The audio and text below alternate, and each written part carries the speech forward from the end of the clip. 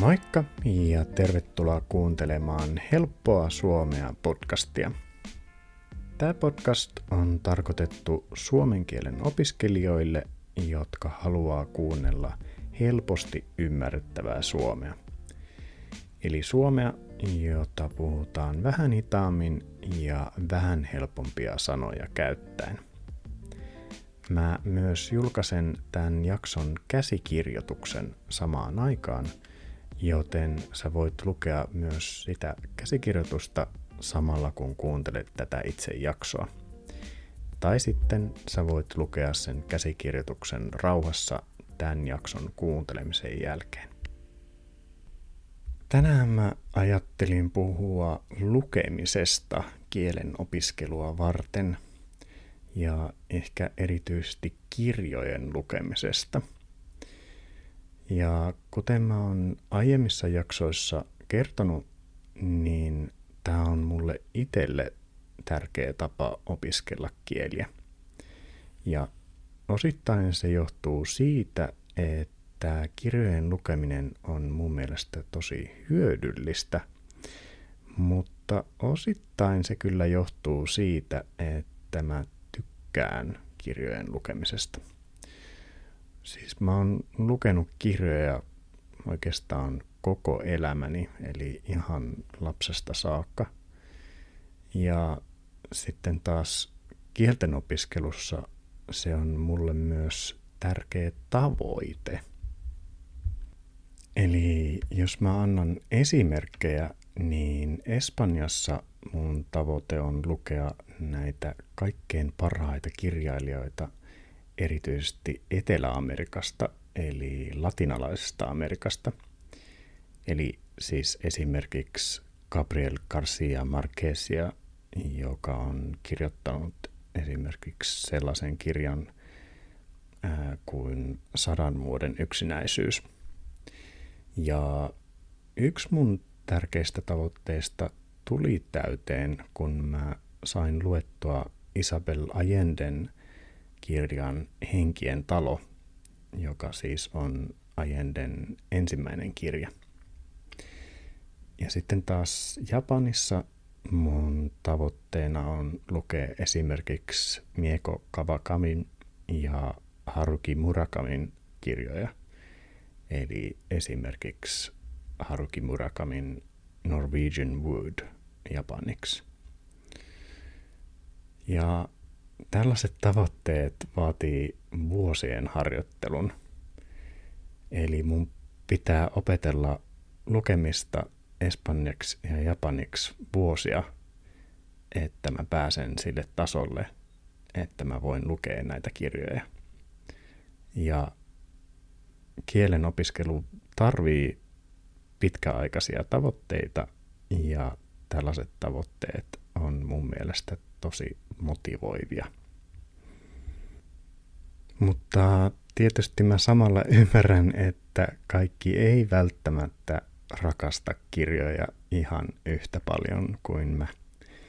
Mutta lukeminen ja kirjojen lukeminen on silti superhyödyllistä kielten opiskelussa ja siis tietysti myös suomen opiskelussa.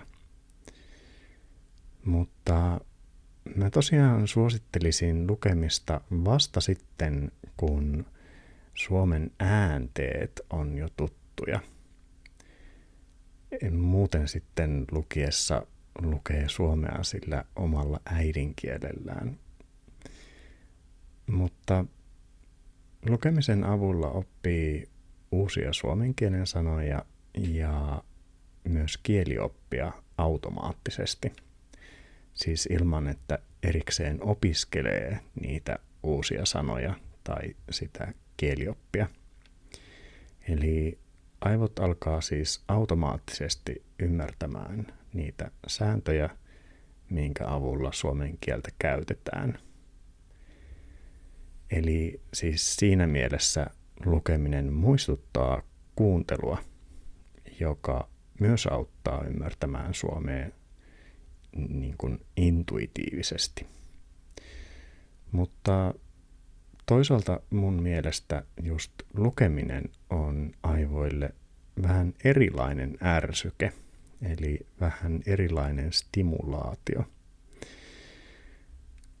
Kuuntelussa sitä kieltä ehkä jopa ymmärtää vähän helpommin, koska mä oon huomannut, että aivot joskus automaattisesti hyppää niiden sanojen yli, joita ei välttämättä tarvii, eikä vielä ehkä ymmärrä. Mutta lukiessa se on aika paljon vaikeampaa. Ja silloin huomaa esimerkiksi paremmin, että mitä sanoja ei vielä tunne ja mitä pitäisi vielä opiskella. No, yksi vaikeus sitten lukemisen aloittamisessa on tietysti se, että pitää löytää jotain tarpeeksi helppoa luettavaa. Mutta sitä lukemista ei siis tarvitse aloittaa kirjoista, vaan mikä tahansa teksti riittää. Eli voi siis lukea vaikka uutisia tai Wikipedia-sivuja tai blogeja tai ihan mitä vaan, mitä itse haluaa lukea. Tai tietysti tämän podcastin käsikirjoituksia. Mutta lukeminen on mun mielestä sen verran tärkeää, että mä itse yritän lukea joka päivä, vaikka ihan vaan 10 minuuttia tai 15 minuuttia. Ja jos säännöllisesti lukee joka päivä, niin sitten jossain vaiheessa voi alkaa lukemaan ja voi esimerkiksi aloittaa selkokirjoista, eli helposti luettavista tai helposti ymmärrettävistä kirjoista. Ja mä itse luulen, että tätä podcastia säännöllisesti kuuntelevat ihmiset on jo ainakin sillä tasolla, että ne te pystyisitte selkokirjoja lukemaan. Ja varmaan monet lukeekin. Niitä on siis kahdenlaisia, kahtaa tyyppiä. On sellaisia, jotka on kirjoitettu alun perin normaaleina kirjoina, ja sitten on sellaisia, jotka on kirjoitettu alun perinkin selkokirjoksi. Jos kun lukee niitä ensimmäisiä, niin sitten voi joskus myöhemmin lukea myös sen alkuperäisen kirjan. Ja mä oon sitten myös huomannut, että jos samalla kuuntelee kun lukee, niin sitä tekstiä on helpompi ymmärtää. Eli esimerkiksi jos lukee tämän podcastin käsikirjoitusta samaan aikaan, kun kuuntelee tätä itse jaksoa. Mutta samanhan voi tehdä siis myös kirjoille. Eli kuuntelee äänikirjaa samaan aikaan, kun lukee silmillä sitä itse kirjaa, sitä tekstistä tehtyä kirjaa. Ja se on mun mielestä tosi kivaa ja tosi motivoivaa ja tosiaan normaalia lukemista helpompaa. Mutta yksi nykyajan ongelmista on, että lukemiseen on aika vaikea keskittyä.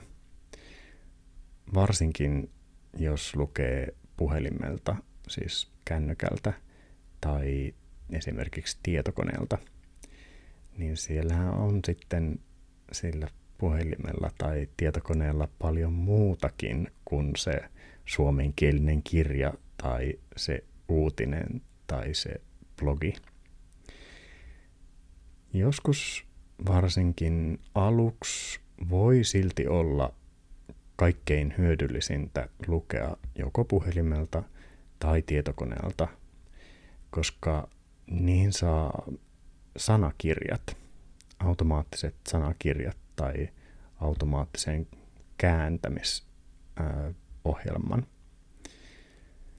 Ja sen tekstin saa siis helposti käännettyä esimerkiksi omalle kielelle. Ja jos niistä aloittaa tällä tavalla, niin sitten myöhemmin voi siirtyä tavallisiin paperisiin kirjoihin. Mutta itse mä oon ratkaissut tämän ongelman sillä tavalla, että mä käytän lukulaitetta, eli siis e-kirjojen lukulaitetta. Eli siis sellaista laitetta, joka on pelkästään lukemiseen tarkoitettu. Näistä lukulaitteista varmaan tunnetuin on Kindle, mutta tämän Amazonin Kindlen lisäksi on muitakin, esimerkiksi japanilainen Kobo-lukulaite. Ja nämä lukulaitteet on siinä mielessä hienoja laitteita, että niihin saa tosiaan e-kirjoja, eli sähköisiä kirjoja, mutta niille ei oikeastaan voi tehdä mitään muuta.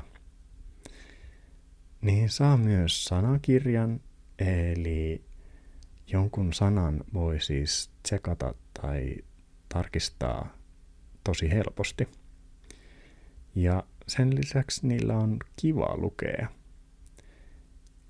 Kaikki varmaan tietää, miltä tuntuu, kun on esimerkiksi pitkään lukenut kännykältä tai tietokoneelta jotain, eli on tuijottanut jotain ruutua, eli katsonut pitkään jotain ruutua, niin väsyttää. Silmiä väsyttää ja muutenkin väsyttää.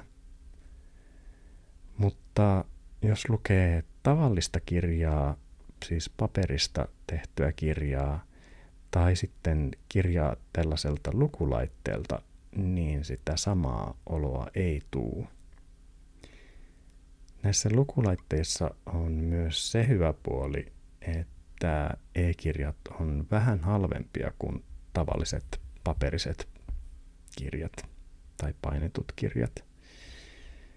Ja myös kirjastosta voi lainata näitä sähköisiä kirjoja tosi helposti.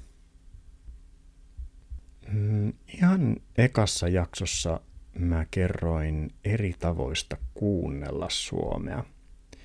Ja samalla tavalla kuin kuuntelemista, niin myös lukemista on periaatteessa kahden tyyppistä. Eli on ekstensiivistä lukemista, eli sitä laajaa ja rentoa lukemista. Ja sitten on intensiivistä lukemista, eli semmoista tarkkaa ja työlästä lukemista. Alussa lukeminen on varmaan aika pakoltikin intensiivistä lukemista, koska sanoja ja kielioppia tuntee vielä niin vähän. Mutta mitä pidemmälle suomen opiskelussa pääsee, edistyy, niin sitä enemmän mun mielestä kannattaa lukea laajasti, eli ekstensiivisesti. Se on siis kivaa. Ja koska se on kivaa, niin sitä tekee paljon enemmän. Ja sitä kautta sen avulla myös oppii paljon enemmän. Toki joskus voi silti lukea vähän aikaa intensiivisemmin ja esimerkiksi voi tehdä muistikortteja uusista sanoista tai muuten vaan opiskella sitä tekstiä vähän intensiivisemmin. Mutta mä ainakin itse jaksan tehdä sellaista vaan vähän aikaa. Mutta sitten taas rennosti ja laajasti jaksaa lukea vaikka useita tunteja, ainakin sitten kun sitä on tehnyt pidempään. Tänään mun aiheena oli siis lukeminen ja erityisesti kirjojen lukeminen Suomen opiskelua varten. Joskus tulevassa jaksossa mä ajattelin antaa suosituksia sellaisista kirjoista, jotka mun mielestä on erityisen hyviä Suomen opiskeluun tai Suomen opiskelijoille. Ja jos te ootte jo lukenut jotain kirjoja, niin olisi tosi hienoa kuulla, että mitä kirjoja. Kuten aina, mä otan mieluusti vastaan kommentteja esimerkiksi Spotifyssa tai sähköpostitse. Linkki tämän jakson käsikirjoitukseen ja mun sähköposti löytyy tämän podcast-jakson kuvauksesta. Toivottavasti kuuntelu oli tälläkin kertaa kivaa ja hyödyllistä. Ensi kerralla on taas uusi aihe, joten siihen asti moi moi!